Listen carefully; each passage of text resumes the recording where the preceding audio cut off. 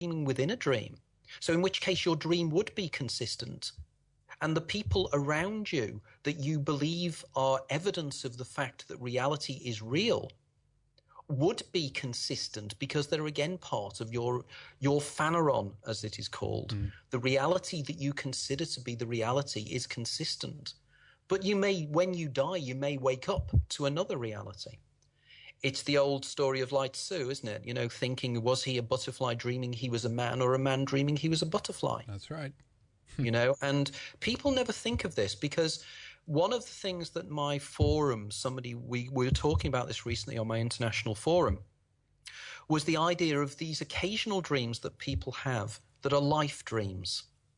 Do you know, you live a whole life in a dream, and then you wake up and you've had children and you've been loved people and you've lived a whole life. And for a few seconds when you wake up, you have this profound feeling of loss. And then it fades away like a snowball in the sun, and you don't remember it anymore. But you have deep in your heart this kind of feeling of there was somewhere else that you were, where you were a different person and lived a whole life. And these dreams are not that uncommon.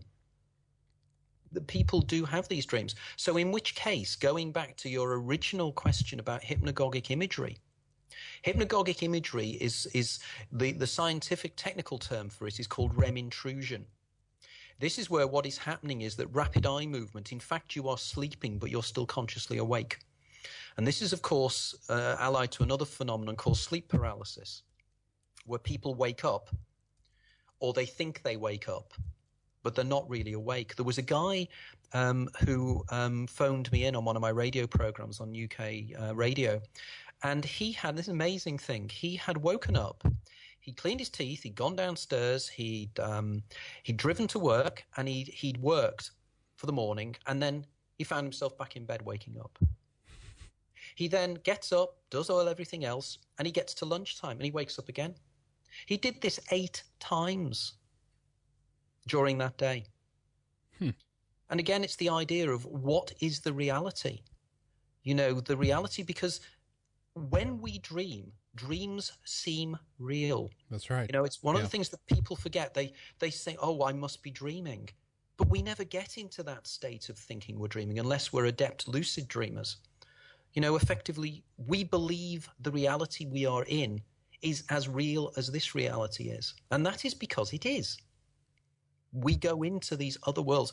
I don't know if you get them, but I also get these strange dreams where I go back to the same places. Oh, I recognize the geography. That's you right. know what's going to be around the corner. I have a city that I return to now and then, walk around in like a virtual reality world, basically. Very interesting. And of course, that is because that is a real place. And what is happening is that you are, as Robert Monroe said, when he wrote Journeys Out of the Body, one of the things he stated was he used to visit a place called Locale 3. And in Locale 3, he used to inhabit the body of another person that he called I there. And he used to go back into this person's body. And for a few hours, he'd be this person. Then he'd wake up and he'd go back again a few weeks later to being this person a few seconds after the last time he visited. You know, and what does this say about the nature of reality? And of course, it comes down to the mystery of time. That's right. The whole idea is that it's far more elusive than we give credit for, and of course we're kind of in a comfort zone where we think we like to know in a sense what is going on, but there's much more behind the phenomena. Anthony, I want to take the opportunity to before we take a little break here, obviously, to make sure that we mention your latest books and give out your website and so forth, because you mentioned 3 titles. I'm aware of The Out-of-Body Experience, The History and Science of Astral Travel. That's the one from November now. It's been out for about 3 months. And then the latest one that I knew about was Making Sense of Near-Death Experiences, a handbook of clinicians. And this is co-authored, of course. You can mention those as well. And then you have a third book that I want you to tell us about as well then. Okay, the first one, The Out-of-the-Body Experience, is published by Watkins. And if anybody's interested in checking the background to this book as well, it was reviewed today in the UK magazine 40 and Times and was given a 9 out of 10 by the managing editor, Bob Rickard, which I'm absolutely delighted to have that. And also, if you look up on YouTube and look up Anthony Peake, you will find a video of me doing the inaugural talk at Watkins Bookshop in central London about the book. The other book, the Out-of-the-Body Experience, a Handbook for Clinicians, I have written, or I've edited with two Australian consultant psychiatrists. And what the three of us have done is we've got some of the world's leading authorities on near-death experience to write essays on the latest research in terms of near-death experience. And it's very much written from the viewpoint of doctors and nurses and clinicians, because what we're wanting is people out there, when they have a near-death experience, we want the doctors and the clinicians to be objective and report what the person says, rather than dismissing it and saying, oh, it's some form of hallucination. Because this phenomenon is far too common. It is a genuine phenomenon. Whether it is neurologically based or whether it is hallucination is beside the point. People do have these experiences, and they are part of humanity and the human experience.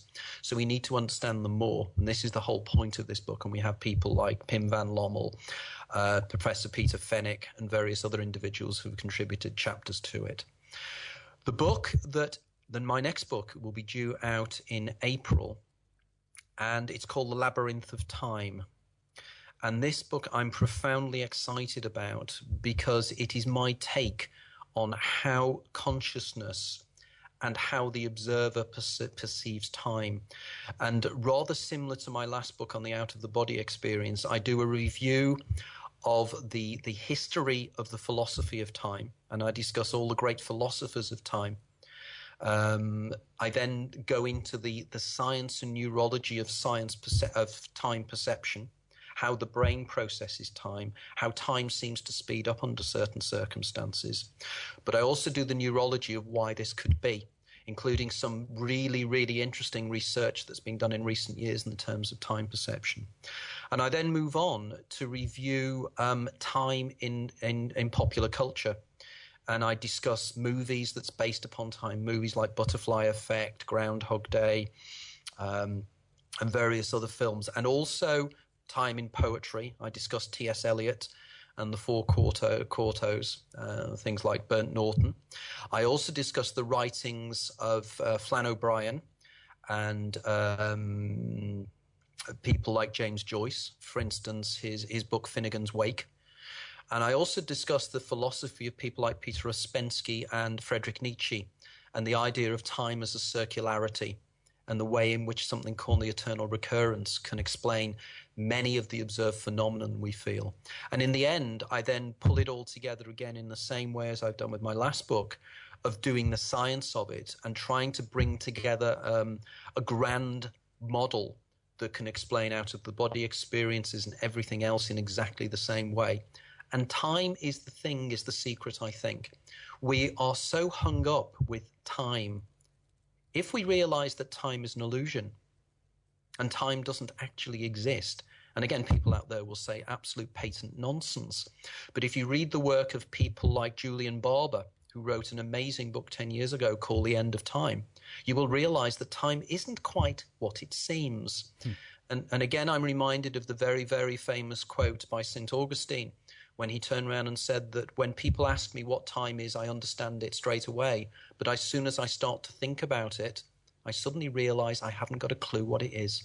That's exactly what I'm writing about. Yeah. Wow. Fascinating. And of course, everyone can pick up copies of your latest books at anthonypeake.co.uk. And the last name here for the guys who, when I have it spelled out, is P-E-A-K-E, Peake, anthonypeake.co.uk. And I think Making Sense of Near-Death Experiences, that's from another publisher, but you have a link from there. How about the new one that's coming out there? Yeah, the new one is published by Arcturus, which is the publisher of my first two books.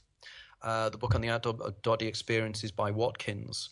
And at the moment, I'm pitching for another book, which I'll be dealing with the pineal gland and the mysteries of the pineal gland in terms of how that could be a stargate, for want of a better term, to alternate realities. Wow, interesting. You're tying all the loose ends together here, obviously, Anthony. It's very much so. Yeah. I feel that we're really pulling it together. But one thing I think it's very important is that I know, Henrik, you're a member as well, my international forum on anthonypeake.com/forum, because here we now have over 1,000 people worldwide who contribute ideas, thoughts, and feelings. We have many, many internationally known writers. We have scientists. We have psychologists. We have philosophers, all discussing the implications of my ideas and taking them forward. Because one thing I always stress is that my overall concept of Cheating the Ferryman no longer belongs to me. It belongs to everybody, and people are taking it to the most amazing places. We have people making movies based upon it. We have people writing poetry. We have people writing rock operas on it. We even have a young Canadian from Toronto who's launched a line in men's underwear based upon the whole concept of my Damon Eidolon idea. There you Genuinely true. Genuinely true. Stretches it a little bit. I'd like to see that, how that's implemented. That's fascinating. Yeah. Absolutely. It's called Bozak Clothing. If anybody wants to check it out, it's BZACK. Bozak Clothing. He has a website, and again, he discusses why he feels that his daemon had guided him to do this work. Well, there you go. Interesting. Well, the forum as well there, I want to give a plug out for that, anthonypeake.com/forum. Get involved and, of course, share your stories there as well, because the more and more we add to this, and this is about infecting, if you will, the mass consciousness in a good way, in a positive sense, of trying to get the ideas out there, in a sense, because I think there's something to this as well, then, of the 100th monkey syndrome, in a sense, that if the more and more people get aware of this and start thinking about these, I think the more and more doors, if you will begin to open up into this very, very strange phenomena that we, commonly refer to as reality. There's just so much more to discover, and so much more I want to talk with you about after we return from the break, Anthony. So stay with us, and we'll be right back for more.